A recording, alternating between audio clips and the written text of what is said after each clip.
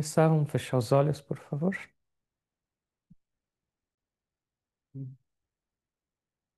Aproveitar essa oportunidade para lembrar da nossa respiração, lembrar que estamos vivos para algum propósito, por alguma razão,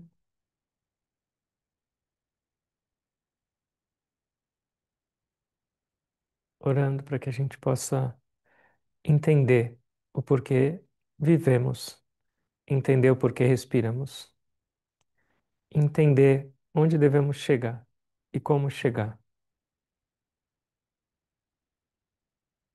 Que saibamos como aproveitar essa vida preciosa da melhor maneira possível.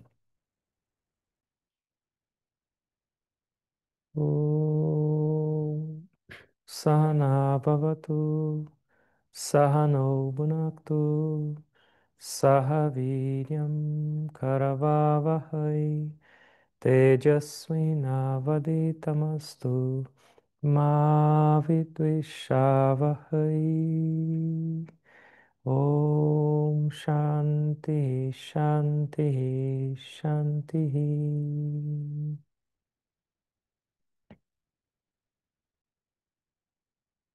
Boa noite a todos.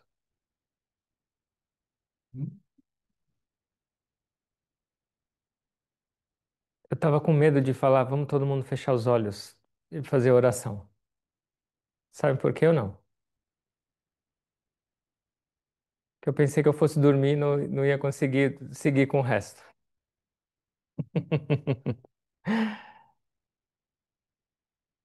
Uma vez, eu lembrei agora de uma história.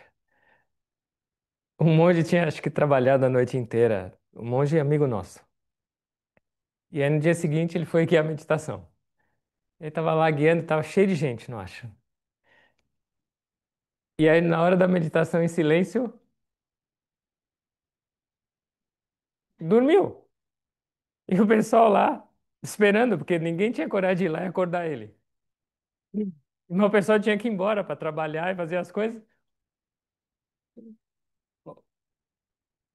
Aí alguém foi lá, saiu da meditação e foi chamar o outro monge. Acorda ele para acabar a meditação, por favor. E aí, lembrando dele, eu tava com medo hoje.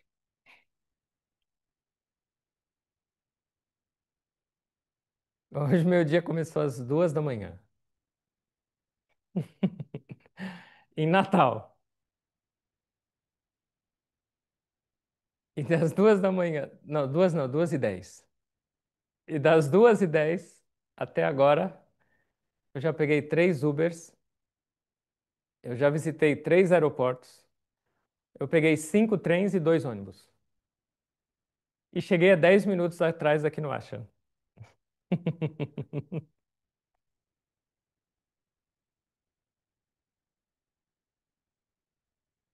E alguém vai falar que a vida de monge é só meditar? Se vocês ouvirem alguma coisa dessa, me avisa, por favor.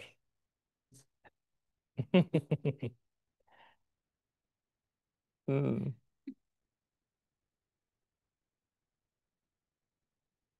Mas hoje eu devo ter ficado no Ashram talvez uma hora e meia. Então foi um dia muito intenso, mas também cheio de experiências. O tempo inteiro, desde as 2 da manhã.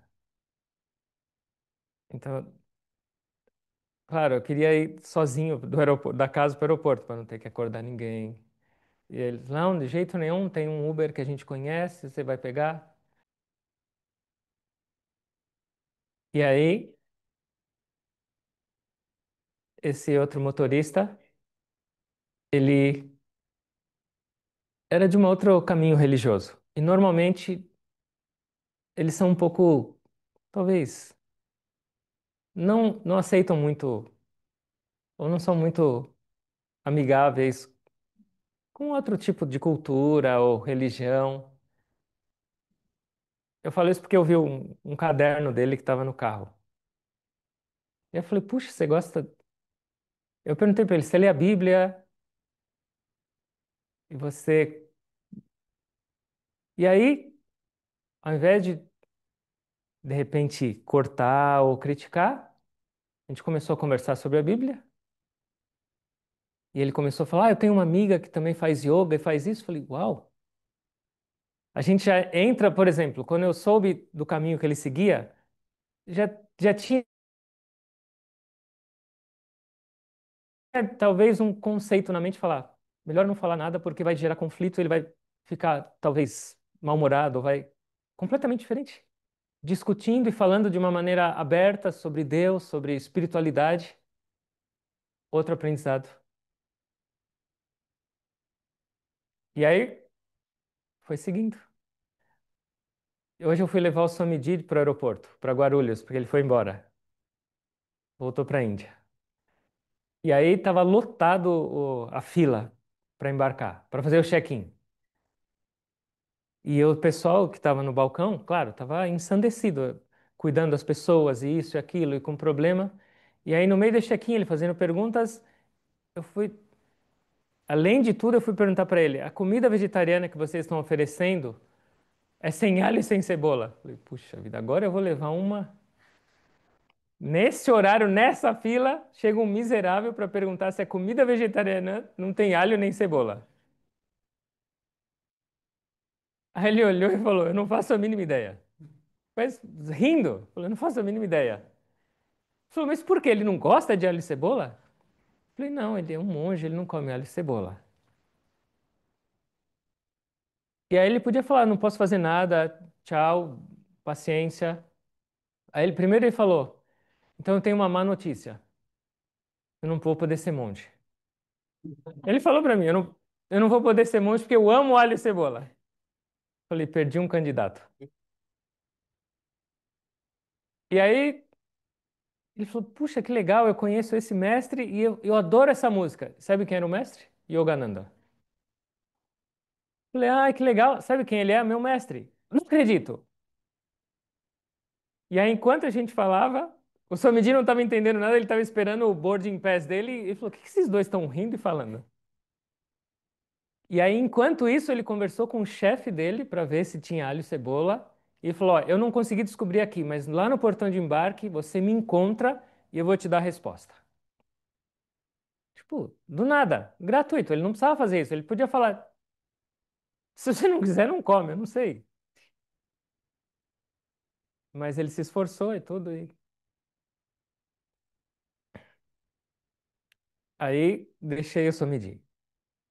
E aí peguei um ônibus para ir pro trem, para voltar para cá. E aí tava tudo apertado. O João Baba que estava indo comigo falou: Sumidino, a gente não vai caber nesse ônibus. Falei: "Ah, claro que cabe, vamos entrar." E aí entramos. E aí a gente estava falando de alguma coisa e ele viu meu traje e falou: ah, você é da Índia. E aí começou a conversar e falar sobre o primeiro-ministro da Índia, o que ele fazia e tudo. E aí voltou o assunto para o Brasil. E normalmente as pessoas são pessimistas do Brasil. E da maneira como a gente estava conversando, foi um pouco para viés de política, isso. Até eu falei: "Pô, é, então, infelizmente é desse jeito, alguma coisa assim, não criticando nem nada, mas como se o Brasil ainda não tivesse explorado o potencial dele. Mas claro que foi para um tom que não era positivo." E aí ele falou: eu não enxergo dessa maneira. E aí ele começou a falar do potencial do Brasil, das coisas boas do Brasil, disso e da. Eu falei: uau, eu estou admirado de tudo. Falou. Quando ele saiu do ônibus, que ele saiu antes da gente, eu estava orgulhoso do Brasil. Falei: nossa, esse é o país que eu vivo? Ele falou: pergunta para qualquer pessoa do mundo qual é o melhor país, qual é o país que você queria vir? Todo mundo fala Brasil, tem isso, tem aquilo, tem aquilo, tem. Do nada, 5 minutos de conversa. Uau! E aí, nesse meio desses passeios para lá e para cá, na semana passada, a Suami, quando foi embora, na quarta passada, ela despachou a mala em Guarulhos para Miami. Ela chegou em Miami, mas a mala não chegou. E a mala dela desse tamanho, cheia de sari, cheia das coisas dela. Chegou lá, completo desapego em Miami, sem nada. E aí liga pra cá, liga pra não sei onde, liga. Ninguém achava a mala dela. Ninguém achava. Eu fui pra Natal, fui conversar com a companhia aérea, não acharam a mala dela. Voltei de Congonhas, fui lá conversar, não tem nem sinal dela. E aí, antes da gente ir pro ônibus, falei, já tô em Guarulhos mesmo, não custa tentar. Aí fui nesse lugar de achados e perdidos. Aí a mulher que me atendeu, mesma coisa, viu o protocolo e falou: a mala está extraviada e não tem notícias. Você tem que esperar até 21 dias. É, você tem que esperar até 21 dias. Eu falei, 21 dias? Não tem outro jeito? Ela falou: não tem outro jeito. E aí tinha uma pessoa do lado ouvindo. Falou: infelizmente é só esperar. Eu falei: será que você não podia dar uma olhada nesses achados perdidos? Talvez a mala não tenha ido? Ela falou: impossível. E aí essa pessoa do lado dela levantou e falou assim: posso fazer uma coisa? Eu vou checar. Do nada ele levantou e falou: vou checar. Ela falou: tá bom. Ela não estava muito feliz com essa. Tá bom. Aí ele falou: você sabe como era a mala? Eu falei: era uma mala azul, desse jeito, desse jeito. Você sabe o que tinha dentro? Eu falei: eu lembro que tinha mais ou menos isso. Aí ele entrou e voltou. Você sabe a marca da mala? Aí eu liguei para a Sony. E ela falou a marca da mala. Entrou de novo, né? Não sei onde ele entrou. E aí quando ele voltou, achei a mala. Achou a mala? Ninguém achava. Nenhum outro rastreador, nenhum, nada. Ele entrou lá nas malas perdidas, estava lá a mala, sem etiqueta. Não tinha ido. E aí ele falou: eu vou mandar essa mala para onde ela estiver agora. E mandou a mala, e ia mandar a mala.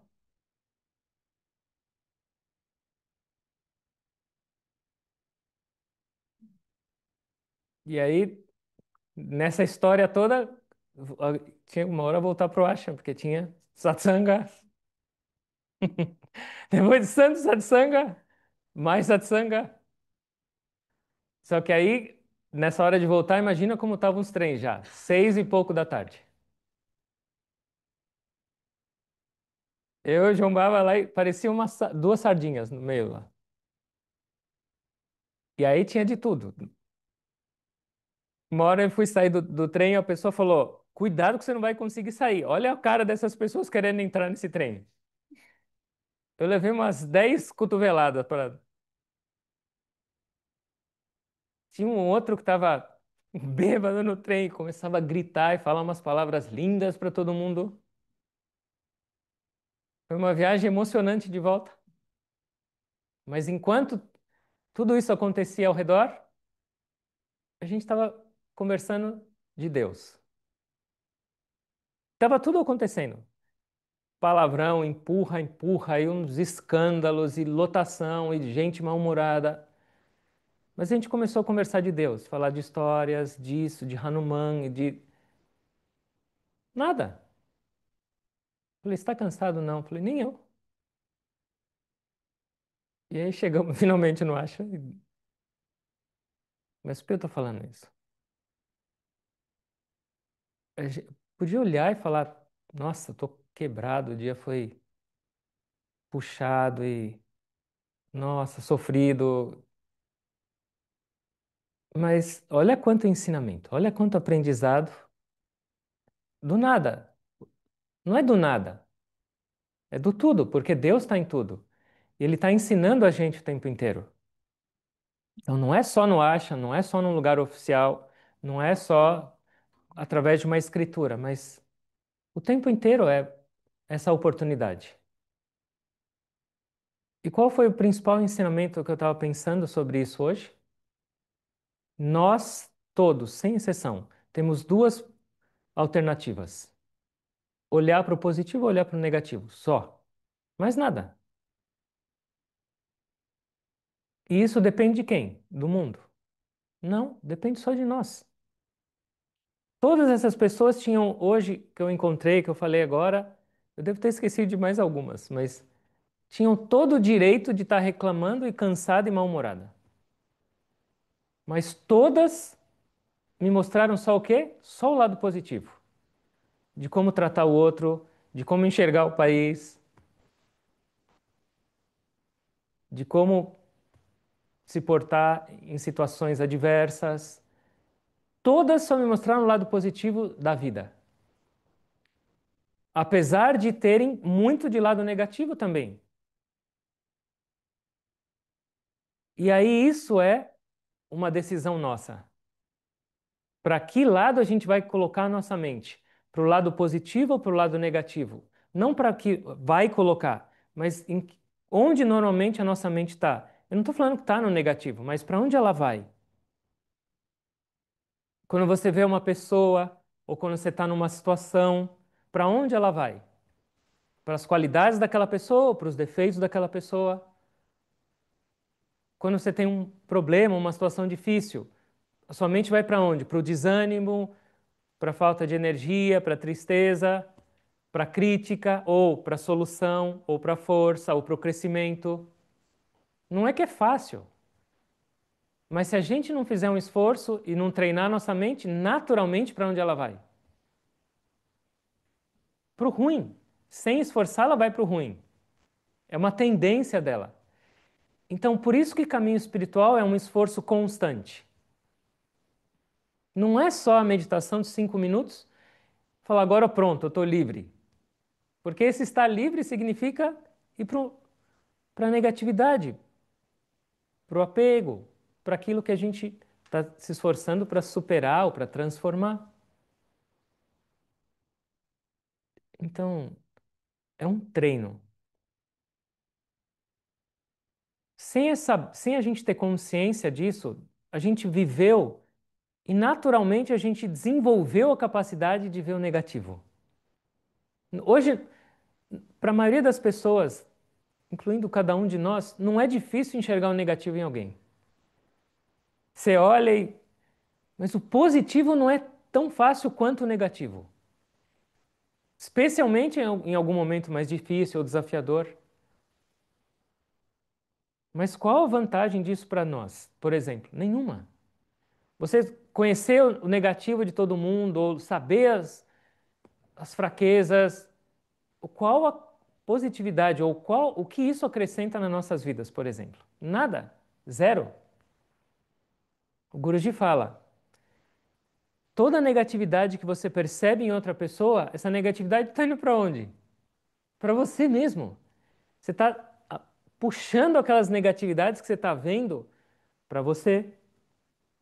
E depois de um tempo, essas negatividades vão se tornar a sua própria vida. Então, isso é espiritualidade também. Medita, mas depois abre os olhos e presta atenção para onde sua mente está indo. Ou para onde você deveria direcionar sua mente. Para o positivo ou para o negativo. Todas as situações, sem exceção desse mundo, vão ter esses dois. Por mais que não pareça, fala, impossível, isso aqui é só negativo. Não, impossível. Isso são os mestres falando, não eu. E se eles estão falando, deve ter alguma razão de ser. E esse é um grande, grande treino espiritual. E esse é um grande sinal de que a gente está crescendo espiritualmente. A nossa mente está começando a ir mais para o positivo do que para o negativo. Uma grande santa, ela era companheira de Sri Ramakrishna. Ela chamava Sri Sarada Devi. O último ensinamento antes de ela deixar o corpo, ela falou assim: não veja negatividade em ninguém, porque senão sua vida vai se tornar miserável. Não veja negatividade, veja o positivo. E ela mesma não conseguia ver nada nem negativo em ninguém. Eu já devo ter falado essa história em algum outro lugar, mas ela foi visitar Sri Ramakrishna. Ele morava longe e ela já tinha sido prometida em casamento para ele. Ela queria estar próxima dele, foi visitá-lo. E eram 2, 3 dias de caminhada, num lugar muito perigoso, passava por floresta e tal. Tinha ladrões, assassinos. E ela se perdeu do grupo dela à noite. E aí veio um desses ladrões para assaltá-la e provavelmente ia tirar a vida dela e jogar fora para dar um sumiço nela. E aí ele chegou com essa cara irritada e violenta e falou para ela: O que você está fazendo aqui? Sabe o que ela respondeu? Falou: Pai, eu me perdi dos meus amigos. Ainda bem que você veio me ajudar. Falou isso para um assassino. Ainda bem que você veio me ajudar. E sabe o que ele fez? Isso é hora de você estar sozinha. Ele assumiu o papel de pai. Isso é hora de você estar aqui. Você não sabe do perigo que é esse lugar. Vamos, eu vou te levar para casa. E ela foi. Levou lá, estava a esposa dele esperando. Falou: Nossa filha chegou. E ela estava sozinha. Tem comida. Serviram comida, ela dormiu na casa deles. E no dia seguinte, ele levou ela até Ramakrishna. Até lá. E aí chegaram os dois juntos, Ramakrishna falou: Quem é esse? Ela falou: É meu pai. Ele falou: Não sabia. Foi lá e se curvou aos pés dele. Virou um pai. Uma palavra, com pureza. Pai. Finish. Não estou falando que a gente tem que ser desse jeito. Não sejam. Depois vai falar: Eu sou a Midi, que está me orientando. Não. Mas onde estava a mente dela? No positivo ou no negativo? Mas quando a pessoa está realmente nisso, existe uma. Os mestres falam que uma pessoa que está estabelecida em não violência, e pensar negativo dos outros é violência ou não? Pensar negativo de nós mesmos é violência ou não? Pensar, falar e agir. Os mestres falam que uma pessoa que se estabelece em não violência, em ahimsa, por vários anos, chega um momento onde ninguém ou nada ao redor dela pode trazer qualquer energia de violência. Essa pessoa pode ser jogada em meio a leões selvagens ou está no meio de pessoas terríveis. A presença daquela pessoa muda absolutamente tudo. Uma pessoa estabelecida em não violência, onde ela estiver, ela vai trazer essa energia de não violência ao redor de todos. E isso é o nosso treino diário. Esse é o nosso treino diário. E hoje eu tive vários gurus me ensinando como fazer. E é isso que a gente, isso é espiritualidade prática. Observar a nossa mente e se desafiar. Falar, hoje eu vou fazer diferente. Eu não vou permitir esse pensamento, ou essa palavra, ou essa atitude. Eu vou mudar. Isso é crescimento. E é isso que o mundo precisa. Porque uma pessoa um pouquinho melhor, por exemplo, aquela pessoa no balcão do aeroporto, que foi checar o alho e cebola para o Swamiji, trouxe alegria e gratidão para um monte de gente. E essa alegria e gratidão agora está se espalhando. Não custou muito. Aquela pessoa que foi lá e achou a mala da outra Swami que estava 5 dias já, acho que sem dormir, porque a mala dela não chegava. Só de levantar e falar, eu vou tentar, não custa nada, eu vou abrir a porta e olhar. São coisas pequenas que podem fazer um monte de diferença nas nossas vidas, no nosso ambiente. E é por isso que a gente está, o dia inteiro a gente tem desafios e tem situações. É para esse treino. Não é para derrubar a gente, não é para a gente ficar para baixo, mas é para a gente se fortalecer. Dá para a gente tentar. E a vida fica divertida.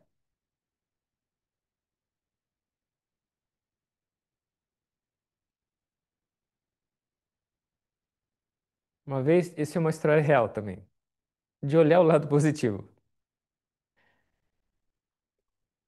O marido, ele era super amoroso, paciente, e a esposa era meio irritada. E ele trabalhava com cana de açúcar para vender. Ele não tinha muito dinheiro. E ela falou, tá na hora da colheita, vai lá buscar porque a gente tá precisando de dinheiro. Aí ele foi lá com o carro de boi, encheu o carro de cana-de-açúcar e tava voltando, feliz. E aí, quando ele passou, tinha um monte de menino jogando futebol. E aí eles viram aquelas canas e falaram, ai, me dá uma, me dá uma. Ele começou a distribuir. Sobrou uma cana só. E ele voltou para casa, ela, cadê a cana? Ele falou, eu distribuí, só sobrou essa. Ela pegou a cana, sabe o que ela fez? Começou a bater nele com a cana. E aí ela bateu tanto que a cana quebrou no meio. E ele sorrindo falou, obrigado, realmente você me ensinou uma lição. Eu falei, que lição?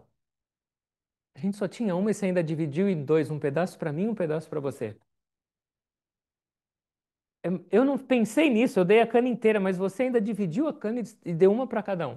Depois de ter levado uma surra de enxergar o positivo, em tudo tem o positivo. Uma outra pessoa, nossa, do nosso meio, teve uma doença muito séria e ficou na UTI por 2 semanas. Ele não conseguia falar com ninguém nem nada, ligaram para mim e falaram, por favor, ora para ele que a situação tá feia. Aí depois de um tempo eu encontrei ele numa palestra, em algum lugar. Eu falei, "Ei, como você tá? Puxa, que bom que você tá aqui." Ele com um sorriso falou, tá tudo bem. Eu falei, nossa, você passou por um período aí, como foi? Ele abriu um sorriso e falou, foi ótimo. Eu falei, ótimo? 2 semanas na UTI? Nesse estado foi ótimo? Me explica, você pode me explicar pelo menos por que foi ótimo? Ele falou, desde que eu estou nesse caminho da cria, me falaram que eu poderia fazer um número máximo de pranayama. Mas aquilo lá para mim era só um sonho. Tenho minha namorada, meu trabalho, tenho minha família, eu tenho um monte de coisa. Quando eu ia chegar nisso? Nunca. Agora eu venho para UTI. 15 dias sem trabalho, sem namorada, sem família, sem estudo, todo dia fazendo o número máximo de pranayama. Eu estava quase levitando da cama. Ou ele podia olhar e falar, UTI, eu estava sofrendo. Foi o ashram dele, de reclusão. Então, exemplo está cheio. E por que não a gente se tornar um exemplo dessa positividade? Não, lembra, não é fingir que não existe o negativo. Vai existir. Ontem, nesse intensivo de Natal, uma pessoa perguntou: Mas, senhor Medi, está tendo tanta guerra, tanta violência, tanta crise. Eu tenho que ignorar tudo isso? Não, você não tem que ignorar. Mas o quanto disso você precisa absorver, o quanto disso você precisa ficar falando e o quanto disso você precisa pôr na sua mente e no seu coração. Será que você não pode transformar até isso em positividade? Talvez em oração, talvez em a sua transformação pessoal. É realmente a nossa vontade de fazer isso. E isso é um conceito védico. Essa transformação da mente por treino é um conceito védico. E esse conceito é chamado de Pratipaksha Bhavana. Pense o oposto. Sua mente está raivosa? Não. Começa a lembrar de coisas de amor. Traz amor para sua mente. Sua mente está com dúvida? Não. Traz fé. Treinar. Treinar. Você olha para aquela pessoa e você começa a ver um monte de tranqueira naquela pessoa? Não. Eu vou achar pelo menos uma coisa positiva.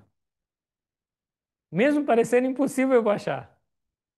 Se esforçar? Não. Pensa o oposto. Faça o oposto. Pratipaksha Bhavana. Isso é espiritualidade. Não é de uma hora para outra, mas é esforço constante. Como o meu amigo do Uber falou, disciplina, foco e concentração. Eu quero mudar. Até quando eu vou ficar com sua mente poluída? Não é só mal para o mundo, mas é para mim mesmo. Se eu olhar as negatividades do mundo, Minha vida vai ser como? Não tem outro jeito. Eu quero o positivo, eu espero que o mundo seja positivo. A pessoa vai, ah, o meu ambiente de trabalho é terrível. Você está contribuindo? Ou qual é o seu papel lá? Ah, eu vou no meu almoço de família, o pessoal só fala de coisa mundana, só de baixaria. O que fazer? É a nossa mente. Eu vou treinar, eu vou mudar. Gradualmente, não é algo que está fora do nosso alcance. Está nas nossas mãos. Qual era a canção de São Francisco? Exatamente isso. O que é ser um instrumento de paz? O que é ser um instrumento de Deus? Onde houver ódio, que eu leve o amor. Ofensa, perdão. E não é no mundo. Não é sair buscando gente que está com ódio e oferecer o amor. Porque a gente não consegue ainda fazer isso. Mas é olhar e falar: Uau, eu tenho aqui dentro reatividade, que não é diferente de ódio. Eu tenho desgosto por alguém ou por algo. Isso é ódio também num nível menor. Não, eu vou trazer amor. Isso é o que São Francisco está pedindo. Não é para ficar catando defeito nos outros. Olha para dentro, muda, se torna um instrumento. Por exemplo, essas pessoas que eu encontrei hoje, foram instrumentos ou não? Sim, eu cheguei aqui inspirado por elas, instrumentos. E a gente pode ser isso o tempo inteiro. E esse é o convite dos mestres. Sim, faz sua prática, medita um pouco porque ela vai te ajudar a purificar. Ela vai te dar condições para fazer isso. Mas depois do seu esforço, a sua consciência para seguir, quando Paramahansa Yogananda autorizou Gurudev a iniciar na Kriya Yoga, ele escreveu uma carta. Essa carta está na primeira página do livro Kriya Yoga. E aí ele fala: uma coisa eu tenho que pedir para vocês. Não vejam defeito uns nos outros. Foi o único conselho do Yogananda para o Gurudev nessa carta. Ele falou: para iniciar faz isso, faz aquilo, isso, e no final uma coisa eu tenho que pedir. Não busque defeito nos outros. Porque senão a vida de sua vida e a vida de todos vai ficar insuportável. Todos têm qualidades e negatividades. Busquem a positividade. Conselho dele. Não é só para o Gurudev, para cada um de nós. Observar, se esforçar. Não quer dizer, a gente vai continuar com pensamento negativo? Vai, mas não aceita que isso faz parte da sua vida. Vamos mudar. Não aceita que é normal ficar com ressentimento e com mágoa de alguém. Não deveria ser. Não aceita uma mente crítica e negativa e julgadora, porque não deveria ser. Ok, por agora ela não está da melhor maneira, mas busca melhorar, busca corrigir. A gente tem as bênçãos dos mestres, a gente tem tudo, é só andar,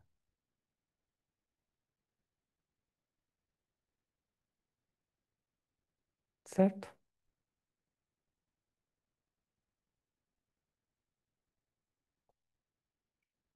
Eu tô pensando se eu falo fecha os olhos para meditar, porque.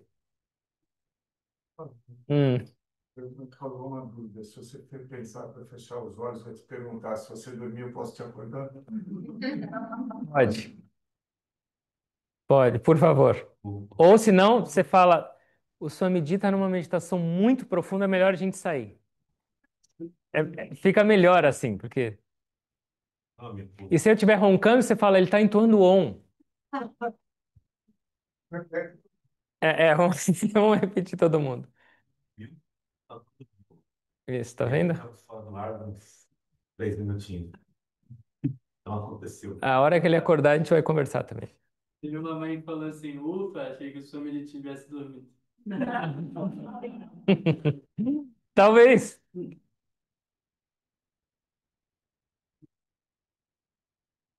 Vamos fechar os olhos.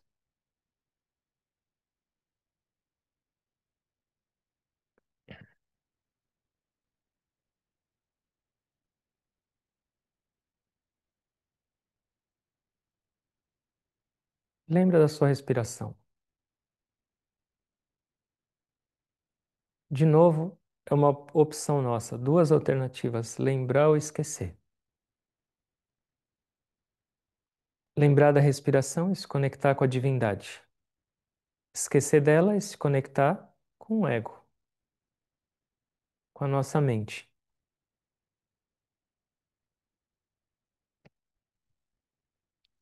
Assim como a gente aprendeu a caminhar com dificuldade, depois de muitos tropeços, de cambalear, de se frustrar, e agora é natural, a nossa mente tem que ser treinada dessa maneira também. Em cada instante, em cada momento, direcionando ela para um caminho mais elevado, direcionando ela para uma percepção mais positiva, mais amorosa, mais elevada. Não é brigar, é canalizar, direcionar.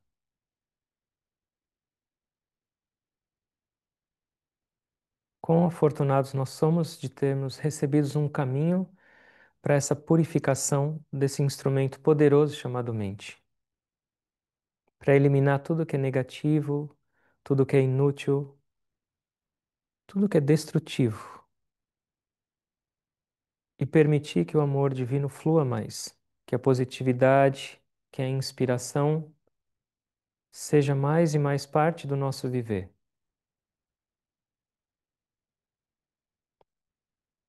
Se a gente não fizer nossa parte com dedicação, com convicção, com disciplina, com energia, como a gente pode esperar que o mundo vai mudar? É impossível. É só um sonho. Mas a nossa mudança é uma realidade muito próxima.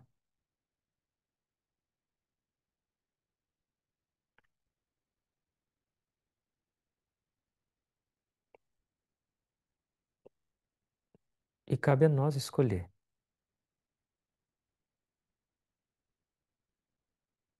Continua na respiração.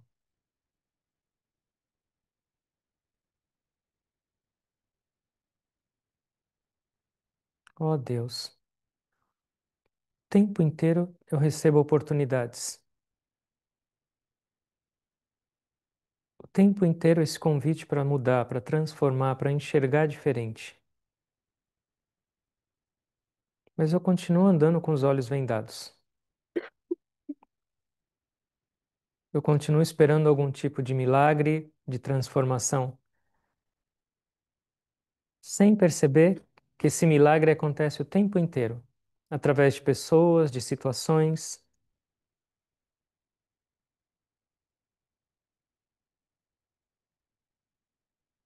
Abre meus olhos para essas oportunidades, para a Sua presença em toda parte. Se eu te perceber, como eu posso desgostar de alguém? Se eu te sentir em tudo e em todos, como eu posso odiar alguém? Ó Deus, ó mestres, me ajudem a cuidar dessa mente impura. Me ensinem a percorrer esse caminho para transformá-la na Sua manifestação.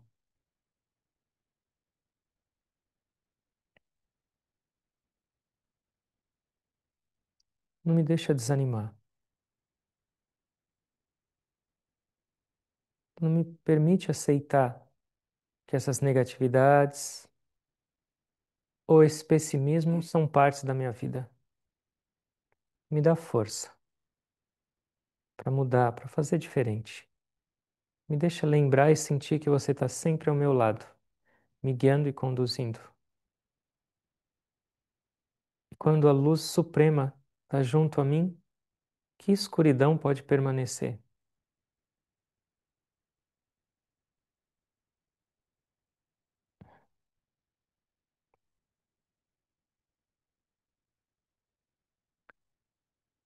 Senhor, fazei-me instrumento de vossa paz. Onde houver ódio, que eu leve o amor. Onde houver ofensa, que eu leve o perdão. Onde houver discórdia, que eu leve a união.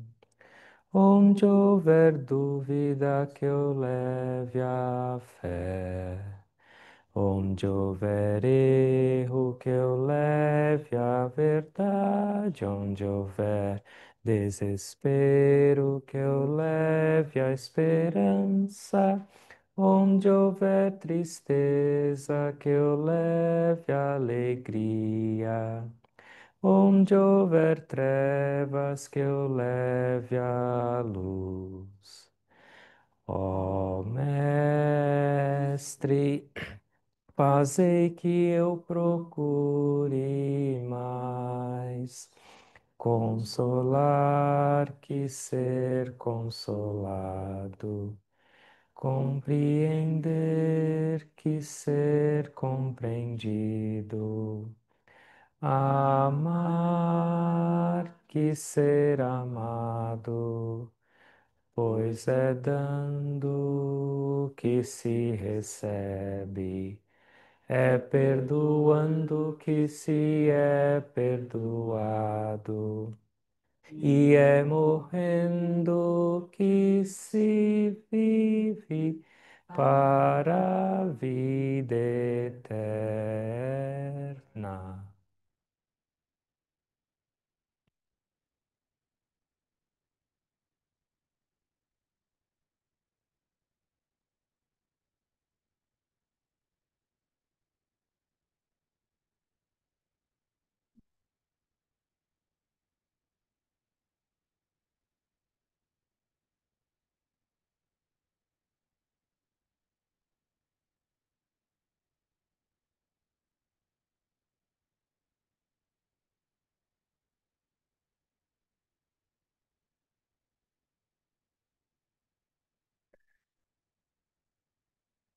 Orando a Deus e aos gurus, pedindo as bênçãos deles para cada um de nós, para nossas vidas, para que a gente tenha essa determinação, esse ânimo, essa atitude de fazer a nossa parte, de substituir o mal pelo bem, o negativo pelo positivo, de nos tornarmos cada vez mais instrumentos. O primeiro passo é sempre o nosso. Depois as bênçãos, depois a experiência externa vem naturalmente. Mas esse esforço nosso é necessário. Que a gente se lembre disso o tempo inteiro. Que a gente aproveite ao máximo cada momento para esse crescimento, para essa experiência divina de celebração dessa vida. A vida é tão curta, por que a gente vai dar tempo para sofrimento, para preocupação, para medo, para lamentação, para críticas, para ressentimento? Que a gente possa transformar, que a gente possa celebrar.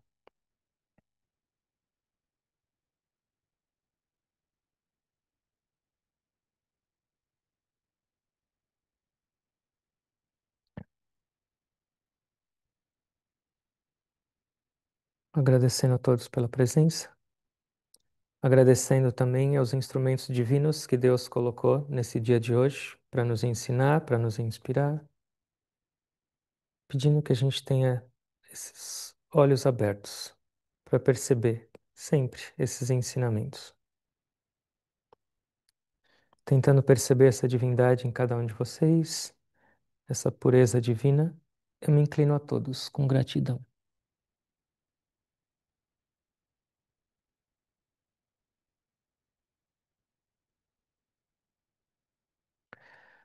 Om. Amém. Jai Guru.